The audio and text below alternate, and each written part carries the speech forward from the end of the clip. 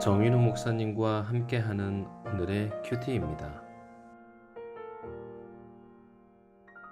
4월 14일 오늘의 말씀은 에스겔 33장 21절에서 33절까지입니다.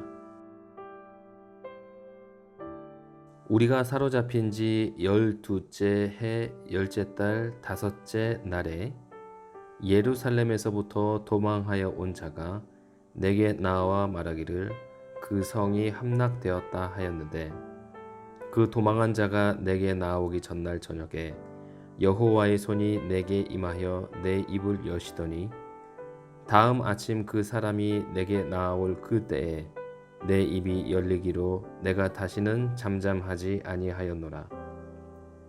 여호와의 말씀이 내게 임하여 이르시되, 인자야, 이 이스라엘의 이 황폐한 땅에 거주하는 자들이 말하여 이르기를, 아브라함은 오직 한 사람이라도 이 땅을 기업으로 얻었나니 우리가 많은즉 더욱 이 땅을 우리에게 기업으로 주신 것이 되느니라 하는도다. 그러므로 너는 그들에게 이르기를, 주 여호와께서 이같이 말씀하시되, 너희가 고기를 핏째 먹으며 너희 우상들에게 눈을 들며 피를 흘리니 그 땅이 너희의 기업이 될까 보냐.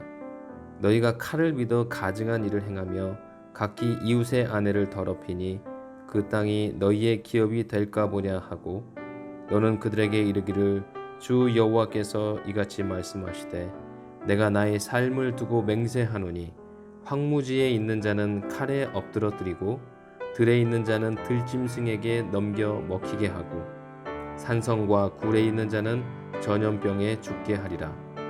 내가 그 땅이 황무지와 공포의 대상이 되게 하고 그 권능의 교만을 그치게 하리니 이스라엘의 산들이 황폐하여 지나갈 사람이 없으리라.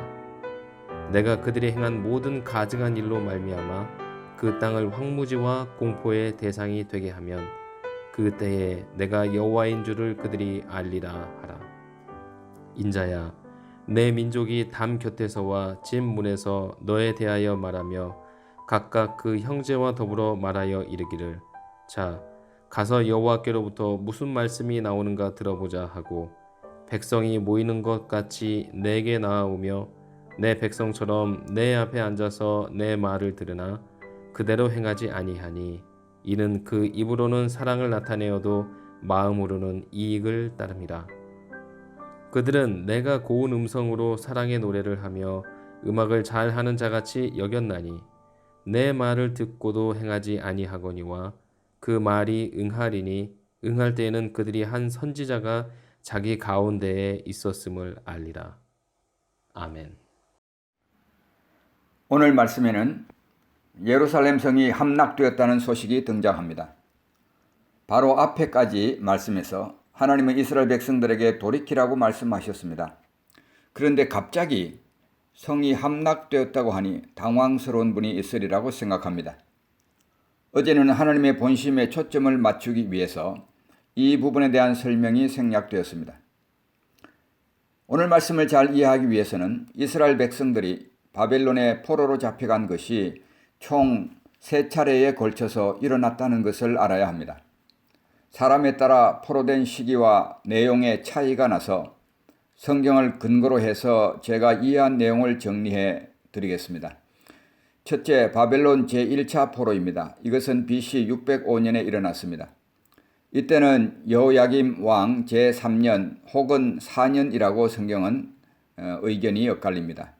포로 대상은 다니엘을 포함한 왕족과 귀족들이었습니다. 둘째로 바벨론 제2차 포로입니다. 이것은 BC 597년에 일어났습니다. 여호야긴 왕은 이해에 즉위하여서 3개월 10일을 통치하고 바벨론의 포로로 끌려갑니다. 이때 바벨론 군대는 예루살렘 성전의 보물, 왕궁의 보물을 대대적으로 약탈합니다. 그리고 왕과 왕의 모친, 왕의 아내들, 내시, 나라의 권세 있는 자들을 포로로 잡아 끌고 갑니다.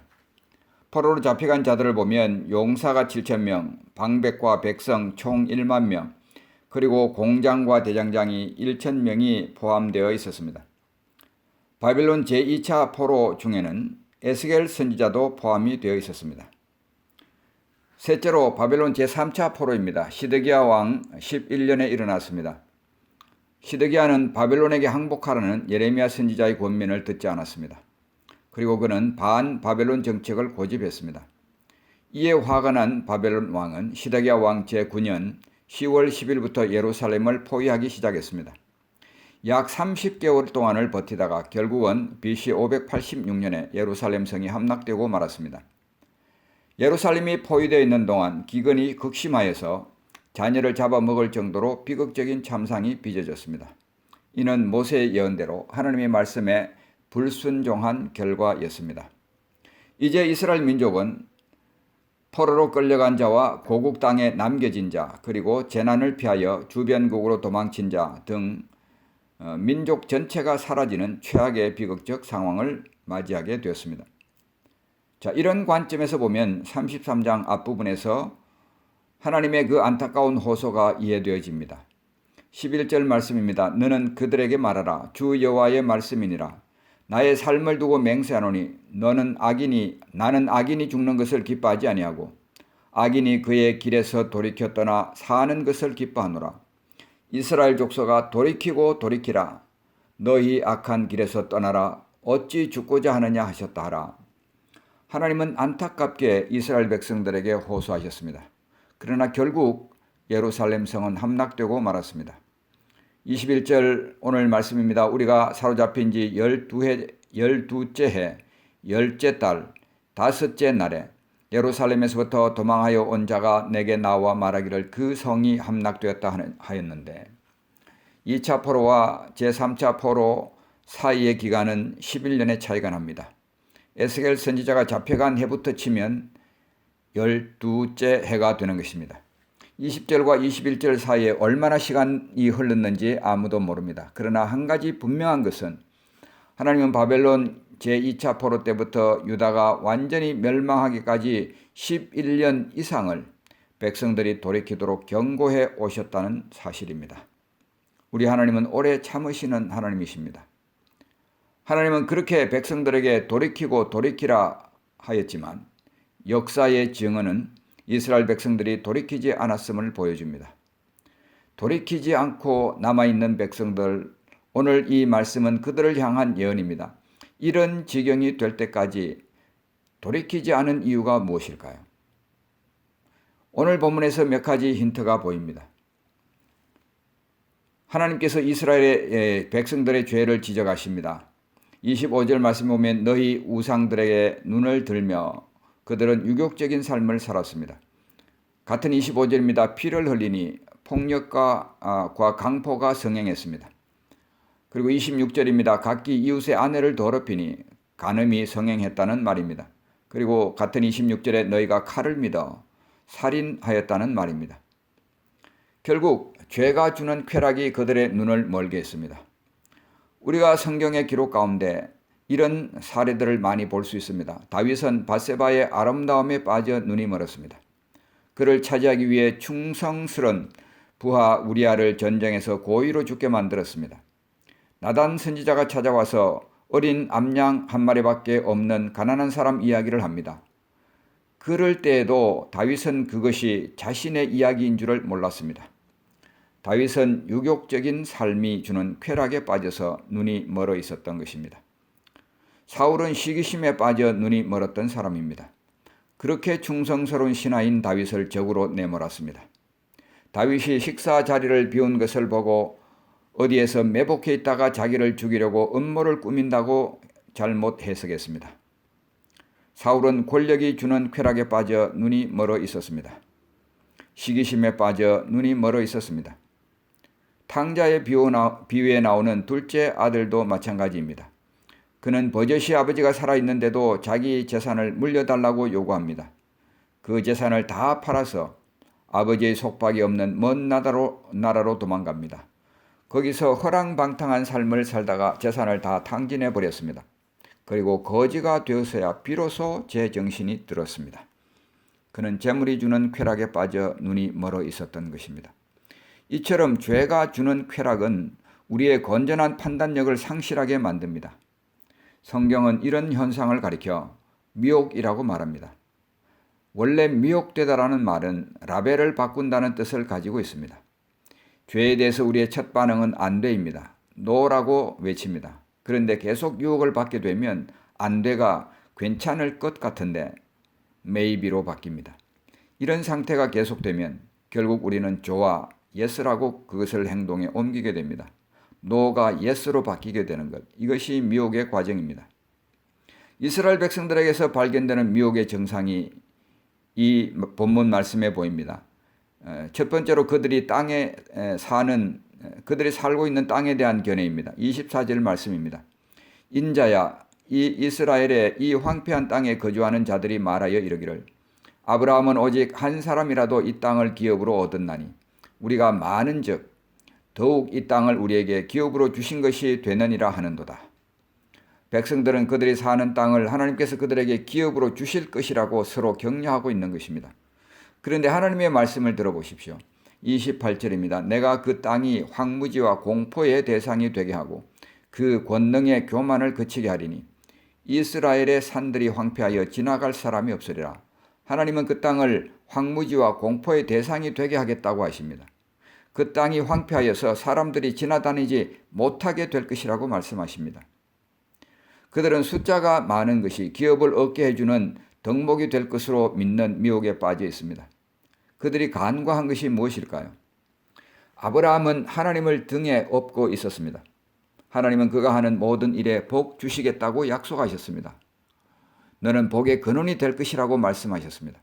그런데 지금 이스라엘 백성들은 하나님과 등지고 살고 있었습니다. 그러면서도 그들은 복을 받을 것이라고 착각하고 있습니다. 미혹인 것입니다.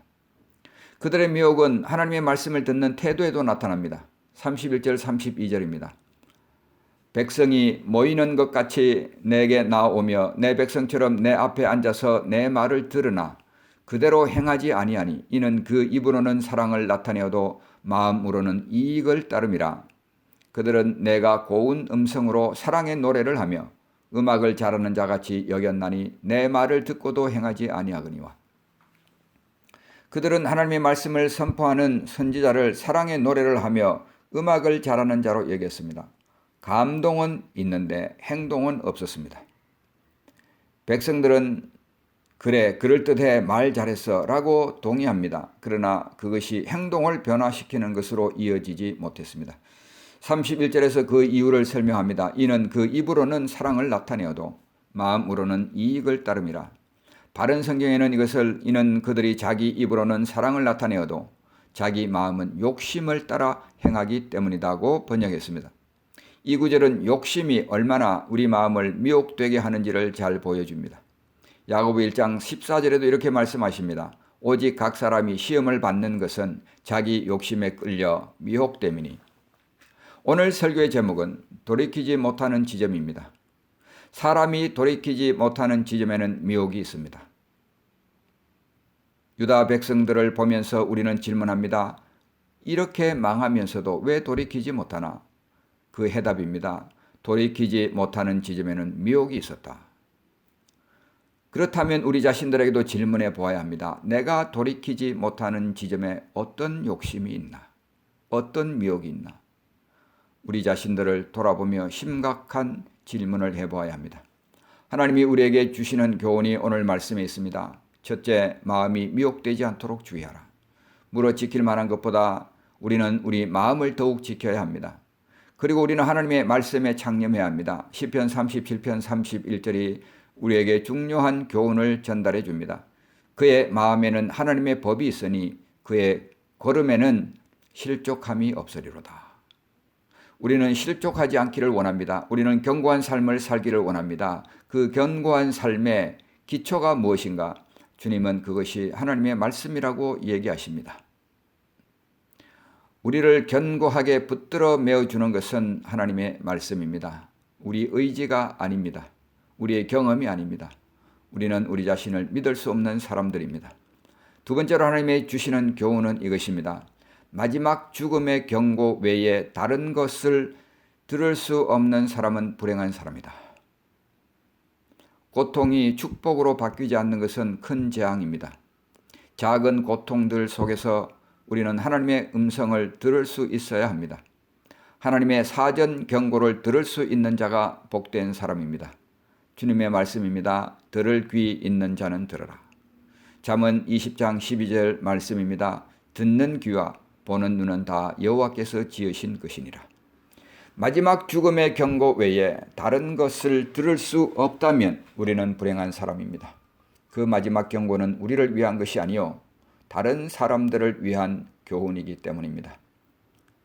사랑하는 성도 여러분, 돌이키지 못하는 지점에 서지 않도록 마음을 지키시고 마음에 하나님의 법을 간직하시길 주님의 이름으로 축복합니다. 기도하겠습니다. 하나님 아버지, 오늘 우리가 예루살렘이 멸망하고 만 것을 보았습니다. 하나님의 그토록 오래 기다림이 의미가 없게 되었습니다. 그렇게 돌이키라고 호소하시는 하나님의 음성이 헛되었습니다. 이스라엘 백성들이 돌이키지 못하는 지점에는 미혹이 있었습니다. 이스라엘 백성들이 돌이키지 못하는 지점에는 욕심이 있었습니다. 하나님 아버지, 오늘 우리 자신들을 돌아봅니다. 우리가 돌이키지 못하는 지점, 거기에 어떤 욕심이 있는지, 거기에 어떤 미혹이 있는지 하나님 바로 볼 수 있는 눈을 허락하시고 주님의 음성을 들을 수 있는 귀를 허락하여 주시옵소서. 예수님의 이름으로 간절히 기도하옵나이다.